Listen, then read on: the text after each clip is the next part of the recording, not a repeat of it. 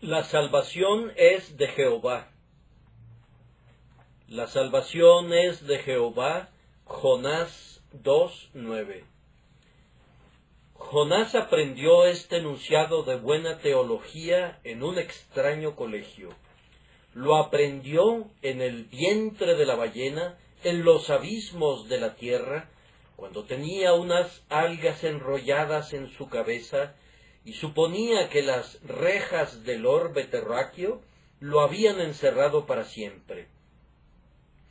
La mayoría de las grandes verdades de Dios deben ser aprendidas en medio de la tribulación, deben ser grabadas en nosotros con fuego, con el hierro candente de la aflicción, pues de lo contrario no contarán con nuestra aceptación. Nadie es competente para juzgar en lo relativo al reino, mientras no haya sido probado antes, pues hay muchas cosas que deben aprenderse en las honduras que no podríamos conocer en las alturas. Descubrimos muchos secretos en las cuevas del océano que, si nos hubiésemos remontado al cielo, no habríamos podido conocer.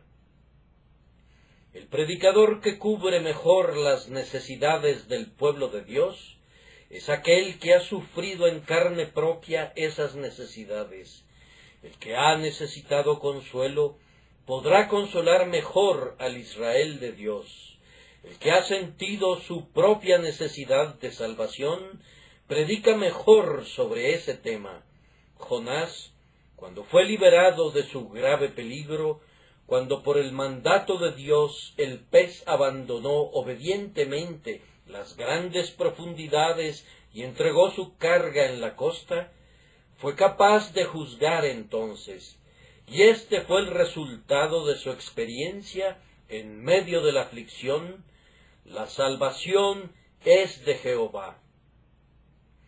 Debemos entender aquí que la salvación no es simplemente la salvación especial de la muerte que Jonás experimentó, pues de acuerdo con el Dr. Gill, hay algo muy especial en el texto original, puesto que la palabra salvación tiene una letra más de las que usualmente tiene, cuando se refiere únicamente a alguna liberación temporal.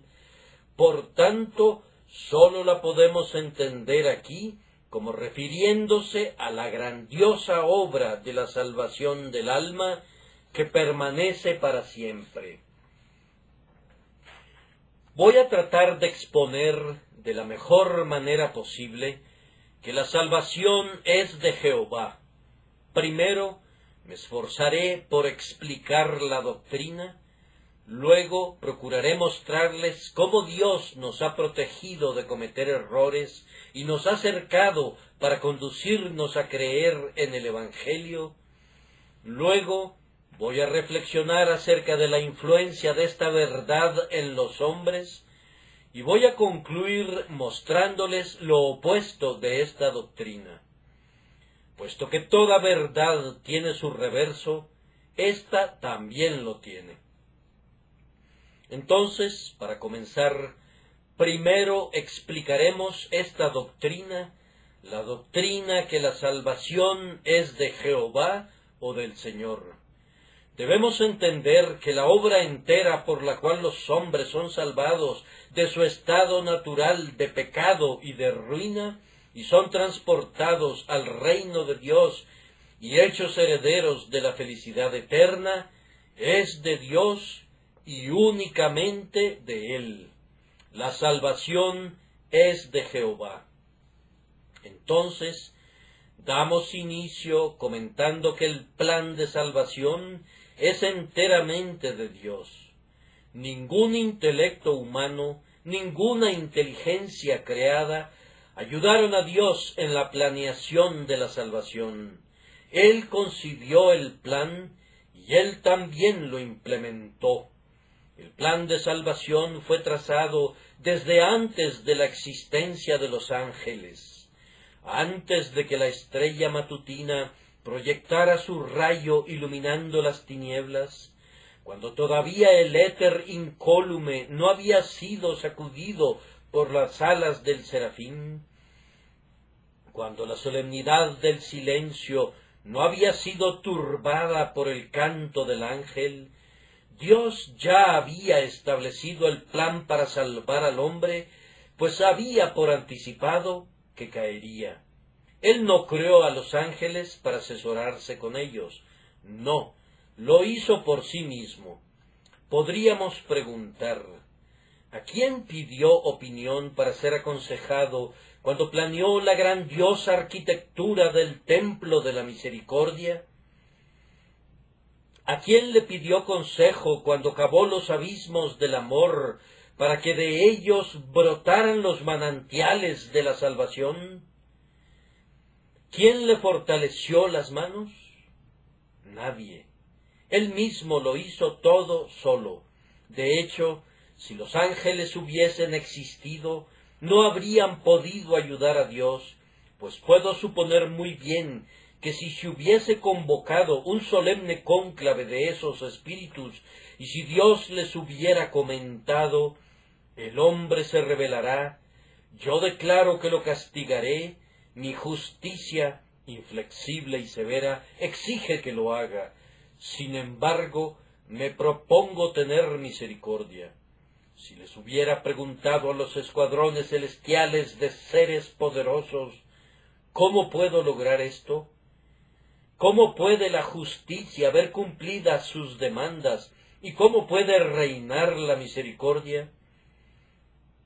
Los ángeles habrían guardado silencio hasta ahora. No habrían podido concebir un plan. El intelecto angélico habría sido incapaz de idear el medio por el cual la justicia y la paz se pudieran encontrar y el juicio y la misericordia se pudieran besar. Dios lo concibió, pues sin Dios no podría haberse concebido. Es un plan demasiado espléndido para ser el producto de cualquier mente, excepto de esa mente que después lo implementó. La salvación, que es más antigua que la creación, es de Jehová. Y así como es de Jehová en su planeación, así es de Jehová en su ejecución. Nadie ha ayudado a proporcionar la salvación. Dios lo ha hecho todo Él mismo. El banquete de la misericordia es servido por un único anfitrión, a quien pertenecen los millares de animales en los collados. Pero nadie ha suministrado platillos exquisitos para ese banquete real. Él lo ha preparado solo todo. La bañera real de misericordia, en la que las almas negras son bañadas, fue llenada con la sangre de las venas de Jesús. Nadie más proporcionó ni una sola gota. Él murió en la cruz y como sacrificio expiatorio murió solo. No se mezcló con ese torrente la sangre de ningún mártir.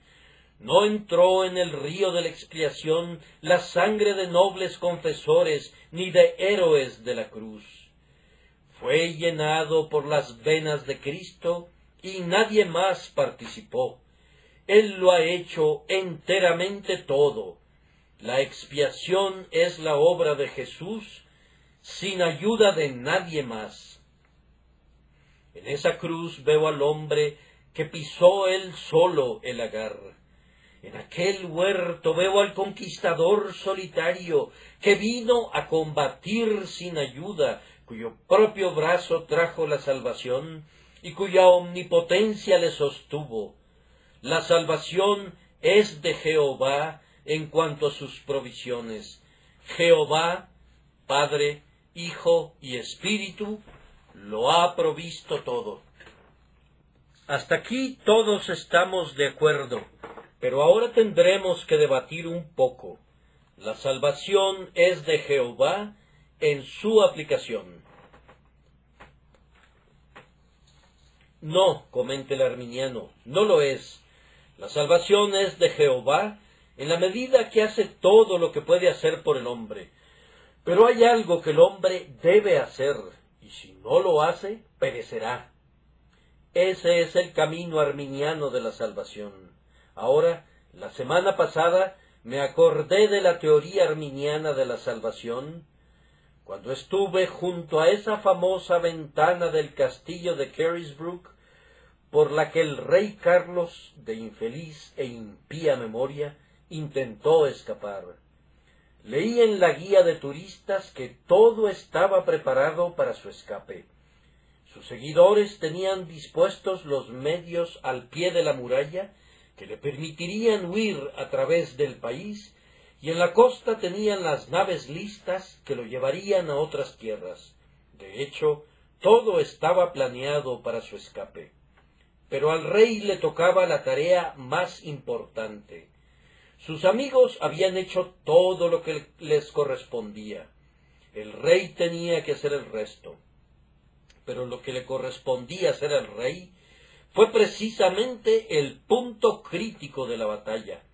Él debía escapar por la ventana, pero no pudo salir por ella de ninguna manera, por lo que todo lo que sus amigos habían hecho por él no sirvió de nada para liberarlo. Lo mismo sucede con el pecador.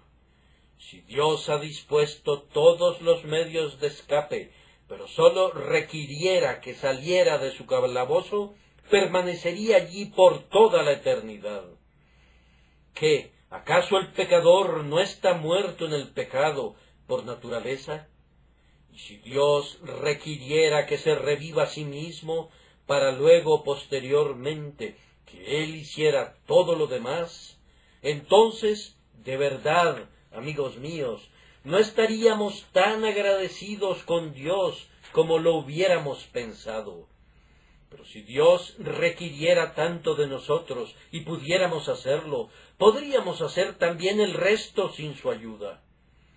Los católicos romanos cuentan un extraordinario milagro inventado por ellos acerca de San Dionisio, de quien narra la falsa leyenda que cuando le fue arrancada su cabeza, la tomó en sus manos y caminó con ella 2600 kilómetros.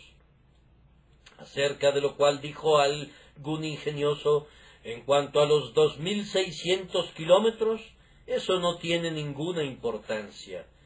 La verdadera dificultad radica en el primer paso. Así, yo creo que si el primer paso es dado, todo el resto puede ser llevado a cabo con facilidad.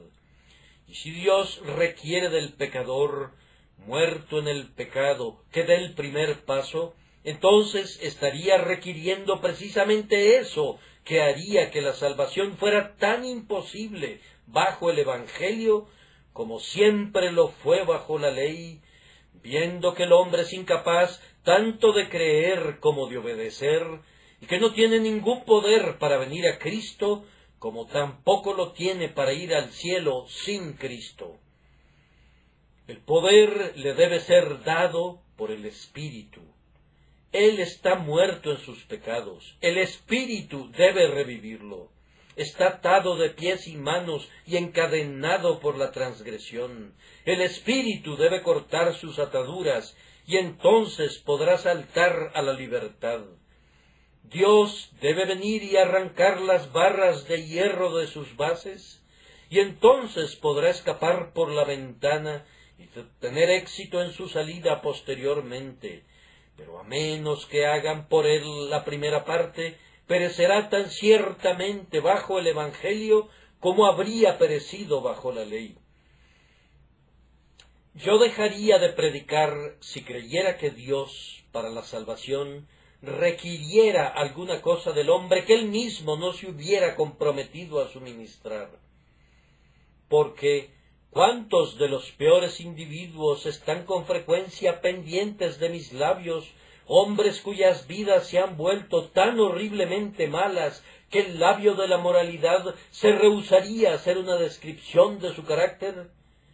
Cuando subo a mi púlpito, ¿debo creer que estos hombres tienen que hacer algo antes de que el Espíritu de Dios obre en ellos? Si así fuera, subiría con un corazón pusilánime, convencido que no podría inducirlos nunca a completar esa primera parte. Pero ahora me acerco a mi púlpito con plena confianza. Dios, el Espíritu Santo, se encontrará con ellos el día de hoy. Son lo peor que pueden ser, pero Él pondrá un pensamiento nuevo en sus corazones. Les dará nuevos deseos, les dará nuevas voluntades, y aquellos que odiaban a Cristo desearán amarle ahora. Aquellos que una vez amaron al pecado por medio del Espíritu Divino de Dios, serán conducidos a odiarlo. Y en esto radica mi confianza, que lo que ellos no pueden hacer, en razón de que son débiles en la carne, Dios, enviando su Espíritu Santo a sus corazones, lo hará por ellos y en ellos, y así serán salvados. Bien, dirá alguien, entonces eso hará que la gente se quede tranquila y se cruce de brazos. No, amigo, no sucederá así, pero si lo hicieran, yo no podría evitarlo. Mi oficio, como lo he dicho a menudo en este lugar, no es demostrarles la racionalidad de cualquier verdad, ni defender cualquier verdad de sus consecuencias. Todo lo que hago aquí, y pretendo seguir haciéndolo, es expresar cada verdad que se encuentra en la Biblia. Entonces, si no les gusta, deben dirimir la contienda con mi Señor, y si no la consideran razonable, deben debatir con la Biblia. Que otros defiendan la Escritura y demuestren que dice la verdad. Ellos pueden realizar su trabajo mejor que yo lo haría. Lo mío es un simple oficio de proclamación. Yo soy el mensajero, yo anuncio el mensaje del Señor. Si no les gusta el mensaje, debatan con la Biblia, no conmigo. Mientras yo tenga a la Escritura de mi lado, tendré el valor de desafiarlos a que hagan cualquier cosa en mi contra. La salvación es de Jehová. El Señor tiene que aplicarla, tiene que hacer querer a quien no quiere, tiene que hacer piadoso al impío y conducir al rebelde depravado a los pies de Jesús, o de lo contrario, la salvación no será obtenida nunca. Si ese requisito no se cumple, se habría quebrado el eslabón de la cadena, el eslabón preciso que era absolutamente imprescindible para su integridad. Supriman el hecho de que Dios comienza la buena obra y que nos envía lo que los viejos teólogos llaman la gracia que previene. Supriman eso y habrán echado a perder toda la salvación, habrían quitado la piedra angular del arco, que se derrumbaría por esa causa. Entonces no quedaría nada. Y ahora, en el siguiente punto, vamos a tener desacuerdos otra vez. La salvación es de Jehová en cuanto a la sustentación de la obra en el corazón del hombre. Cuando un hombre es convertido en un hijo de Dios, no tiene una provisión de gracia que le sea suministrada para que continúe para siempre, sino que tiene gracia para ese día, y debe recibir gracia para el día siguiente, y para el otro día, y para el otro, hasta el fin de los días, pues de lo contrario, el comienzo no habría servido de nada. De la misma manera que el hombre no puede revivirse a sí mismo, tampoco puede mantenerse con vida solo. Puede alimentarse con alimento espiritual y así preservar su fortaleza espiritual. Puede caminar en los mandamientos del Señor y así gozar de reposo y paz, pero todavía la vida interior depende del Espíritu, tanto para su existencia posterior como para su nacimiento. Yo en verdad creo que si alguna vez es mi porción poner el pie en el umbral de oro del paraíso y apoyar este pulgar sobre la aldaba de perla, no podría nunca atravesar el umbral a menos que recibiera gracia para dar el último paso para poder entrar al cielo. Ningún hombre, aunque sea convertido, tendría por sí mismo algún poder excepto ese poder que es infundido en él por el Espíritu diariamente, constantemente y perpetuamente. Pero los cristianos se consideran caballeros independientes, reciben en su mano una pequeña provisión de gracia y dicen: mi monte permanece firme, nunca seré conmovido. Pero no pasa mucho tiempo antes de que el maná comience a pudrirse. Estaba destinado únicamente a ser el maná para el día, y lo hemos almacenado para el día siguiente, y entonces se descompone. Debemos recibir gracia fresca. Pues día a día el maná caía. Oh, que aprendamos bien esa lección. Así que busquen día a día una gracia fresca. Frecuentemente el cristiano quiere recibir la suficiente provisión de gracia para que le dure un mes y que le sea otorgada de una sola vez. Oh, dice, qué multitud de tribulaciones me espera. ¿Cómo me enfrentaré a todas ellas? Oh, que tuviera la suficiente gracia para soportarlas. Mis queridos amigos, recibirán la gracia suficiente para sus problemas conforme se presenten, uno por uno. Como tus días serán tus fuerzas, pero tus fuerzas no serán nunca como tus meses o como tus semanas. Tú recibirás tus fuerzas como recibes tu pan. El pan nuestro de cada día, dánoslo hoy. La gracia nuestra de cada día, dánosla hoy. ¿Por qué razón te afanas por las cosas del mañana? El dicho popular reza: atraviesa el puente cuando llegues a él. Ese es un buen consejo, síganlo. Cuando se presente un problema, atáquenlo y derríbenlo y domínenlo. Pero no comiencen desde ahora a anticipar sus infortunios. Pero tengo tantos, dirá alguno. Por eso mismo yo te digo, no mires más allá de donde necesitas mirar. Basta a cada día su propio mal. Haz lo mismo que hizo aquel valeroso griego, quien, cuando defendía su país de los ataques de Persia, no fue a las llanuras a pelear, sino que permaneció en el desfiladero de las Termópilas. Allí, cuando las decenas de millares venían contra él, tenían que pasar uno por uno y fueron completamente aniquilados. Si se hubiese aventurado a la llanura, pronto habría sido devorado y su puñado de soldados habría sido fundido como una gota de rocío en el océano. Permanece en el desfiladero del día de hoy y combate contra tus problemas enfrentándolos uno a uno, pero no te apresures a las llanuras del día de mañana, pues allí serás obligado a huir y perecerás. Conforme a la medida de tu mal, así será la gracia que recibas. La salvación es de Jehová. La última consideración sobre este punto es: la perfección final de la salvación es de Jehová. Pronto, pronto, los santos de la tierra serán santos en la luz. Sus cabellos emblanquecidos por los años serán coronados de perpetuo gozo y de juventud eterna. Sus ojos, bañados de lágrimas, brillarán como las estrellas, y nunca más los cubrirán las nubes de la aflicción.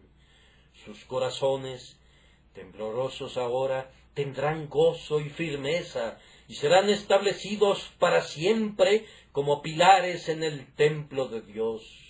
Sus locuras, sus cargas, sus aflicciones y sus dolores pronto acabarán. El pecado desaparecerá, la corrupción será eliminada, y un cielo de pureza inmaculada y de paz perfecta será de ellos para siempre. Pero todo será por gracia. Así como fue el cimiento, así será la cabeza del ángulo. Lo que fue iniciado en la tierra terminará de ser construido en el cielo, así como fueron redimidos de su conversación inmunda por la gracia, así serán redimidos también de la muerte y de la tumba por la gracia, y entrarán al cielo cantando: la salvación es sólo de Jehová, la gracia es un océano desprovisto de costas. Puede ser que estén presentes algunos arminianos aquí, pero no serán arminianos allá. Aquí pueden decir: es por la voluntad de la carne, pero en el cielo no pensarán lo mismo. Aquí podrán atribuir algo a la criatura, pero allá arrojarán sus coronas a los pies del Redentor y reconocerán que Él lo hizo todo. Aquí pueden mirarse y jactarse un poco de su propia fortaleza, pero allá el himno no a nosotros, no a nosotros, será entonado con una sinceridad más profunda y con un énfasis mayor de lo que fue cantado aquí abajo. En el cielo, cuando la gracia haya realizado su obra, esta verdad se destacará con resplandecientes letras de oro: la salvación es de Jehová. De esta manera he tratado de exponer el Evangelio. Ahora les puedo mostrar cómo Dios ha guardado esta doctrina. Algunos han afirmado que la salvación, en algunos casos, es el resultado del temperamento natural. Bien, amigo, bien. Dios ha respondido con eficacia a tu argumento. Tú afirmas que algunas personas son salvadas porque son naturalmente religiosas y son inclinadas al bien. Desafortunadamente, no he conocido nunca a nadie que pertenezca a esa clase de personas. Pero voy a suponer por un instante que haya personas así. Dios ha contestado irrefutablemente tu objeción, pues es extraño decirlo, el gran número de los que son salvos son precisamente las personas que parecían tener la menor probabilidad de ser salvadas, mientras que un gran número de los que perecen fueron una vez las personas que nosotros hubiéramos esperado ver en el cielo si la disposición natural tuviese algo que ver con ello. Vamos, hay una persona aquí que en su juventud fue un hijo de la insensatez. Su madre lloraba por él con frecuencia y clamaba y gemía por los descarríos de su hijo. Era tal su espíritu fiero que ni el freno ni la brida podían sujetarlo. Eran tales sus perpetuas rebeliones y sus ebulliciones de ira ardiente, que su madre preguntó: hijo mío, ¿en qué te convertirás en tus años de madurez? De cierto destrozarás la ley y el orden, y serás una deshonra para el nombre de tu padre. Él creció. En su juventud era indómito y disoluto, pero, maravilla de maravillas, súbitamente se volvió un hombre nuevo, cambiado, enteramente diferente. Se volvió tan diferente de lo que antes era, como diferentes son los ángeles de los espíritus condenados. Se sentaba a los pies de su madre y alegraba su corazón, y el joven perdido y fiero se volvió apacible, dócil y humilde como un niñito y obediente a los mandamientos de Dios. Tú dirás: maravilla de maravillas. Pero hay otra persona aquí. Él era un joven muy bueno. Siendo un niño, hablaba de Jesús. A menudo, cuando su madre lo sostenía en sus rodillas, le hacía preguntas sobre el cielo. Era un prodigio, un portento de piedad en su juventud. Cuando creció, las lágrimas rodaban por sus mejillas cuando oía algún sermón. Difícilmente soportaba oír acerca de la muerte sin un suspiro. Algunas veces su madre le sorprendía, según pensaba ella, en solitaria oración. ¿Y qué es de él ahora? Esta misma mañana acaba de regresar de pecar. Se ha convertido en un villano corrompido y desesperado, y ha llegado lejos en toda manera de perversión y lascivia y pecado, y se ha convertido en un hombre tan condenablemente corrupto que no necesita que otros influyan en él. Su espíritu depravado, que una vez estuvo confinado, ahora se ha desarrollado por sí solo y ha aprendido a jugar el papel del león en su edad adulta, como jugó el papel de zorro en su juventud. No sé si ustedes hayan conocido algún caso semejante, pero ocurren con frecuencia. Sé que puedo decir que en mi congregación algún individuo perdido y degradado ha sido quebrantado de corazón y ha sido conducido a llorar y ha clamado a Dios pidiendo misericordia y ha renunciado a su vil pecado. En cambio, una bella jovencita a su lado ha oído el mismo sermón y si brotó alguna lágrima, se apresuró a enjugarla. Ella todavía continúa siendo lo que era, sin esperanza y sin Dios en el mundo. Dios ha escogido lo vil del mundo y ha seleccionado a su pueblo de entre los hombres más menospreciados para demostrar que no es la disposición natural, sino que la salvación es de Jehová únicamente. Bien, pero algunos dirán, el ministro que predica es quien convierte a los hombres. Ah, esa es una idea grandiosa, ciertamente. Nadie sino un insensato podría pensar eso. Conocí a un hombre hace algún tiempo que me aseguró que conocía a un ministro que tenía una gran cantidad de poder de conversión en él. Hablando de un gran evangelista de los Estados Unidos, comentó, ese hombre, señor, tiene la mayor cantidad de poder de conversión que yo haya conocido en hombre alguno. El señor fulano de tal en una aldea vecina a Londres le sigue en poder. En aquel momento, este poder de conversión estaba siendo manifestado. 200 personas fueron convertidas por el evangelista que ocupaba el segundo lugar y se unieron a la membresía de la iglesia en unos pocos meses.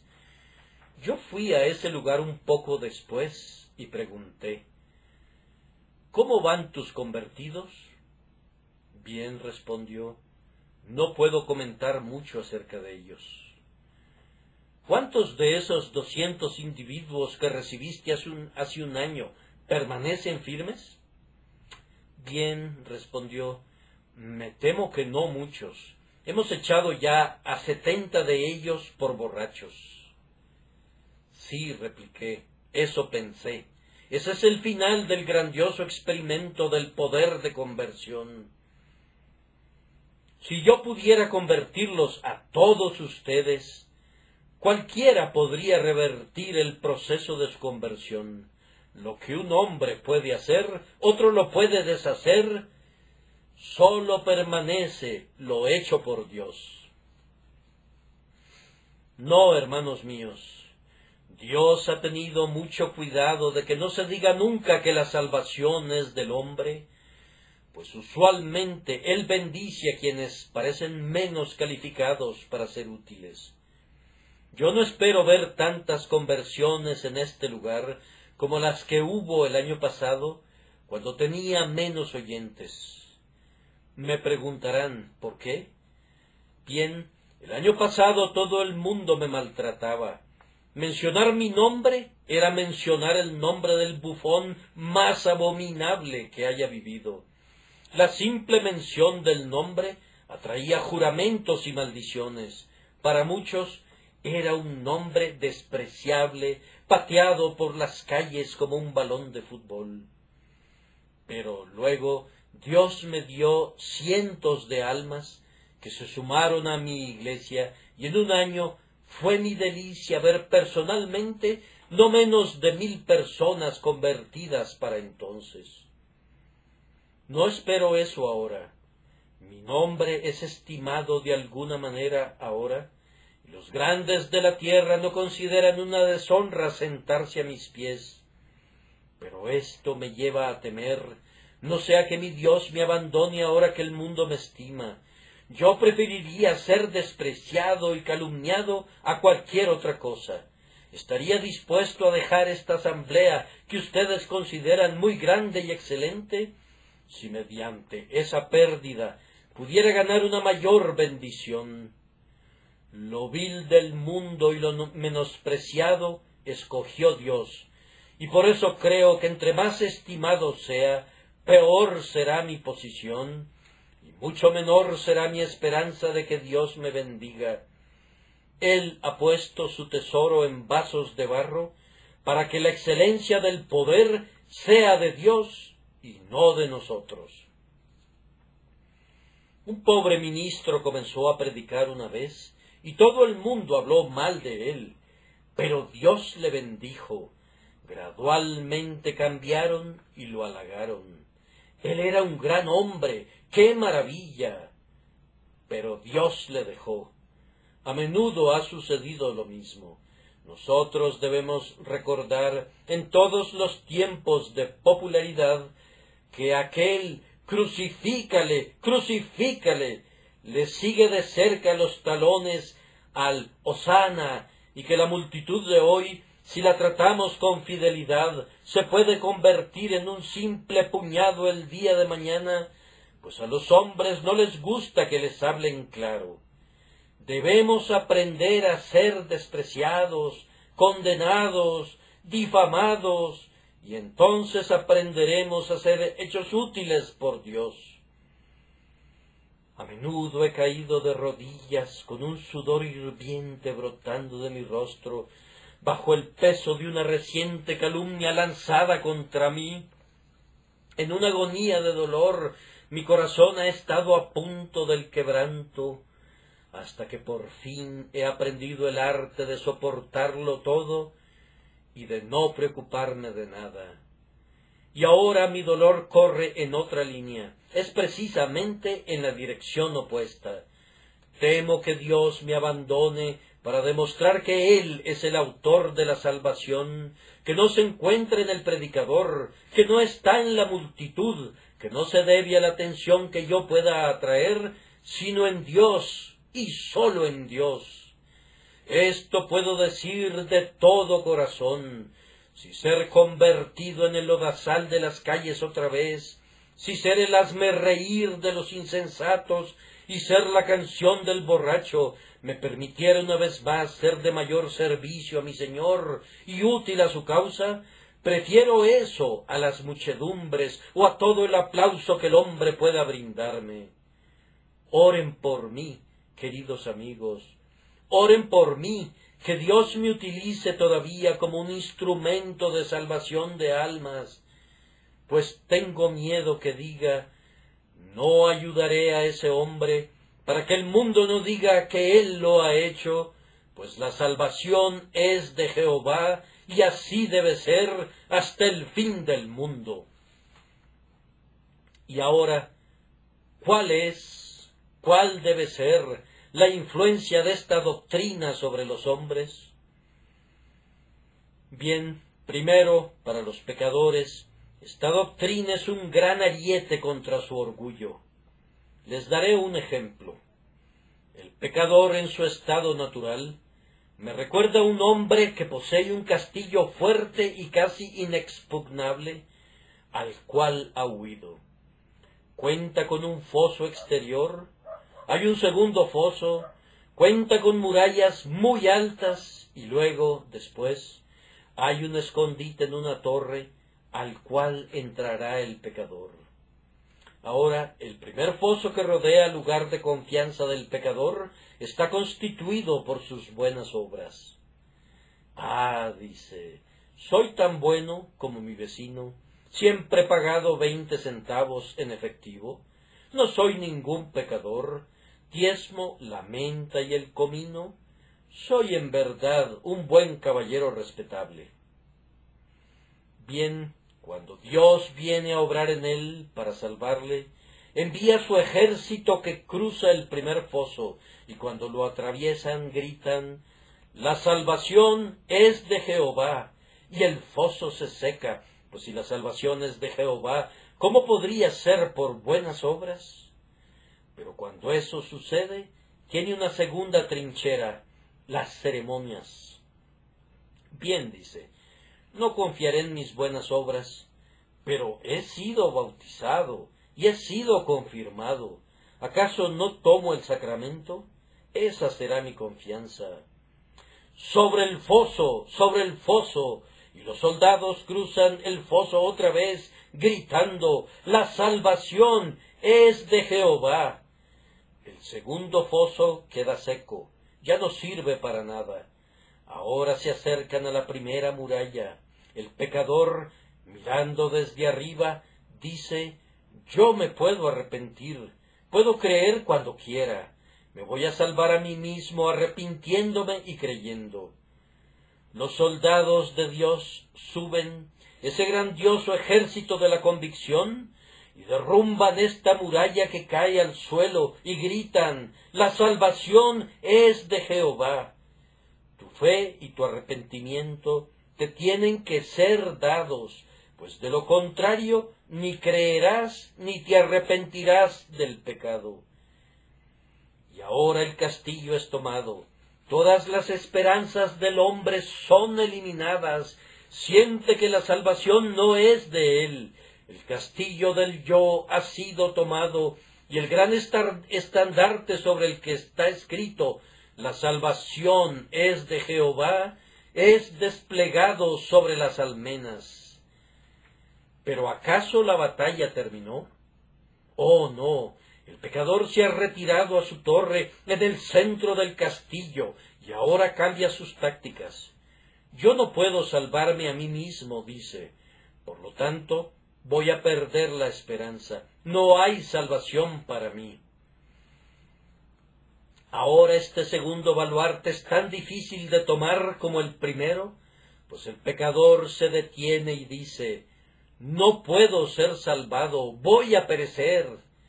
Pero Dios ordena a los soldados que tomen este baluarte también, gritando: la salvación es de Jehová, no es del hombre, es de Dios. Puede también salvar perpetuamente, aunque tú no puedas salvarte a ti mismo. Esta espada, tú ves, corta por dos lados, corta el orgullo y luego parte el cráneo de la desesperación. Si alguien dice que se puede salvar a sí mismo, parte de inmediato en dos su orgullo. Y si alguien más dice que no puede ser salvado, abate su desesperación, pues afirma que puede ser salvado, viendo que la salvación es de Jehová. Ese es el efecto que esta doctrina tiene sobre el pecador, que tenga ese efecto en ti. Pero ¿qué influencia tienen los santos? Pues es la clave de toda la divinidad. Yo los reto a que sean heterodoxos si creen en esta verdad. Tendrán una fe muy sólida si han aprendido a deletrear esta frase: la salvación es de Jehová, y si lo sienten en su alma, no se volverán orgullosos, no podrán serlo. Arrojarán todo a sus pies, confesando que ustedes no han hecho nada, excepto lo que Él les ha ayudado a hacer, y por tanto la gloria debe ser para Él, en quien radica la salvación. Si creen esto, no serán desconfiados.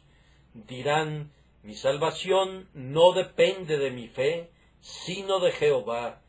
Mi seguridad no depende de mí, sino que depende de Dios que me guarda.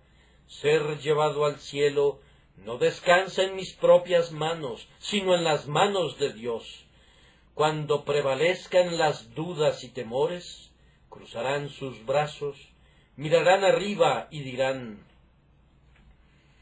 y ahora que mi ojo de fe es débil, yo confío en Jesús, ya sea que me hunda o nade. Si pueden guardar esto en la mente, podrán siempre estar llenos de gozo. El que sabe y siente que la salvación es de Jehová, no puede tener causa de preocupaciones. Vamos, legiones del infierno, vamos, demonios del abismo. El que me ha ayudado me apoya a lo largo del camino y me convierte en más que vencedor. La salvación no depende de este pobre brazo, pues de lo contrario perdería la esperanza, sino del brazo del Omnipotente, ese brazo en el que descansan los pilares de los cielos. ¿De quién temeré? Jehová es la fortaleza de mi vida. ¿De quién he de atemorizarme? Y esto, por la gracia, te animará a trabajar para Dios. Si tú tuvieras que salvar a tus vecinos, puedes sentarte y no hacer nada. Pero puesto que la salvación es de Jehová, prosigue y prospera. Ve y predica el Evangelio. Ve y anuncia el Evangelio en todas partes. Anúncialo en tu casa. Proclámalo en las calles. Proclámalo a toda tierra y a toda nación, pues no es de ti, sino de Jehová. ¿Por qué nuestros amigos no van a Irlanda para predicar el Evangelio? Irlanda es una deshonra para la Iglesia protestante. ¿Por qué no van a predicar allá? Hace aproximadamente un año, un grupo de valerosos ministros fue allá para predicar. Se portaron valerosamente, fueron allá y regresaron, y eso es todo el resumen de la gloriosa expedición para combatir al papado. Pero, ¿por qué regresaron? Porque fueron apedreados. Pobre gente tranquila. ¿Acaso piensan que el Evangelio se va a propagar sin unas cuantas piedras? Pero es que habrían sido asesinados. Valerosos mártires habrían ingresado a las listas registradas en las crónicas sangrientas. ¿Acaso los mártires de antes o los apóstoles se rehusaron ir a algún país porque habrían de ser asesinados? No, estaban listos a morir. Y si media docena de ministros hubieran sido asesinados en Irlanda, habría sido lo mejor del mundo para la libertad en el futuro. Pues después de eso, la gente no se habría atrevido a tocarnos. El brazo fuerte de la ley los hubiera detenido. Habríamos podido ir después por todas las aldeas de Irlanda y habríamos tenido paz. Los alguaciles pronto habrían puesto fin a un asesinato tan infame. Habría despertado al protestantismo de Inglaterra para reclamar la libertad que es tanto nuestro derecho allí como lo concedemos en todas partes. No veremos nunca un gran cambio mientras no tengamos hombres en nuestras filas que estén dispuestos a ser mártires. Esa profunda zanja no puede ser atravesada mientras los cuerpos de unos cuantos de nosotros no la cubran. Y después de eso, será un trabajo fácil predicar el Evangelio allá. Nuestros hermanos deben ir allá otra vez. Pueden dejar sus corbatas blancas en casa y la blanca pluma también, y seguir adelante con un corazón valeroso y un espíritu intrépido. Y si la gente se burla y se ríe, que se rían y que se burlen. George Whitefield, cuando predicó en Kennington Common, donde le arrojaron gatos muertos y huevos podridos, dijo: «Esto no es sino el abono del metodismo, lo mejor del mundo para hacerlo crecer. Sigan arrojándolos tan rápido como puedan. Cuando una piedra le cortó la frente, predicó mejor por el pequeño hilito de sangre que se escurría. Oh, que tuviéramos hombres que se atrevieran a enfrentarse a la turba, pues entonces la turba no tendría que ser enfrentada. Vamos allá, recordando que la salvación es de Jehová, y prediquemos la palabra de Dios en todo lugar y en todo tiempo, creyendo que la palabra de Dios es más que un rival para el pecado, y que Dios será el Señor de toda la tierra. Mi voz está fallando de nuevo, y mis pensamientos también.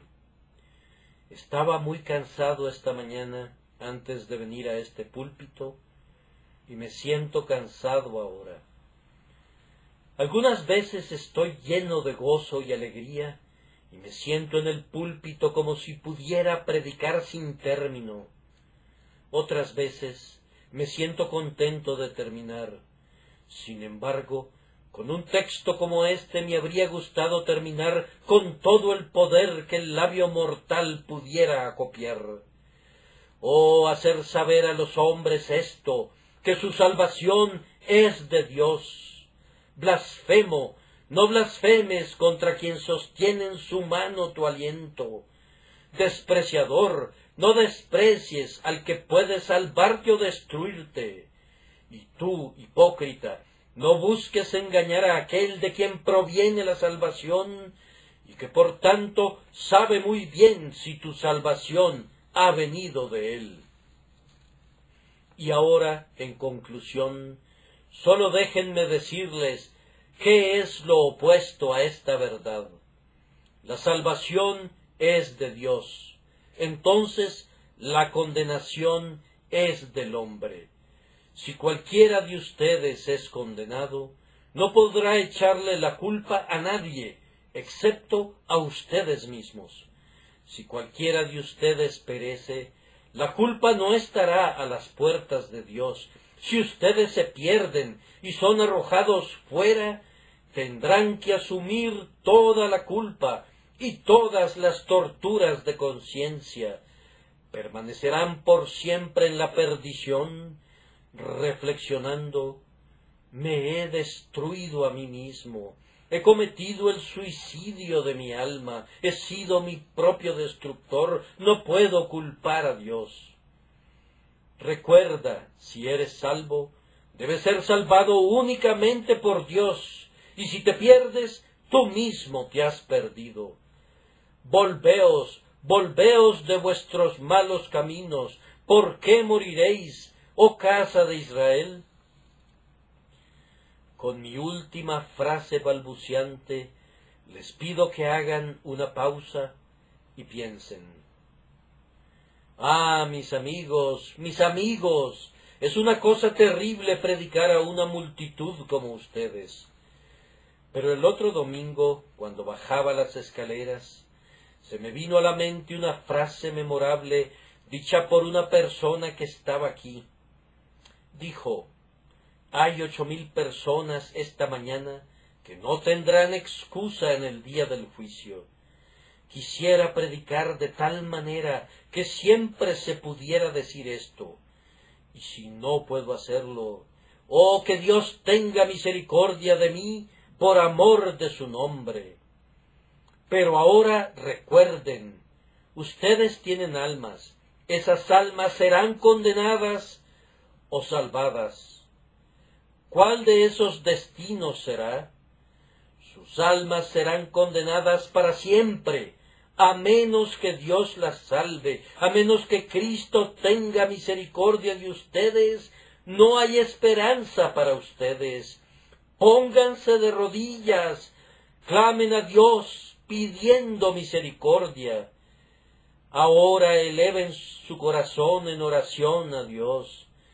Que ahora sea el preciso momento en que sean salvos. Recuerden que deben obtener esa paz ahora. Si sienten ahora su necesidad, deben recibirla ahora. ¿Y cómo? Simplemente pidiéndola. Pedid y se os dará. buscad y hallaréis. Pero si sus oídos rechazan el lenguaje de su gracia, sus corazones se endurecerán como tercos judíos, esa raza incrédula. El Señor, vestido de venganza, alzará su mano y jurará: tú que despreciaste mi prometido reposo, no tendrás porción allá. Oh, que ustedes no sean menospreciadores, para que no se asombren y perezcan, que puedan acudir a Cristo y sean aceptos en el amado. Es mi última y mejor oración. Que el Señor la escuche. Amén.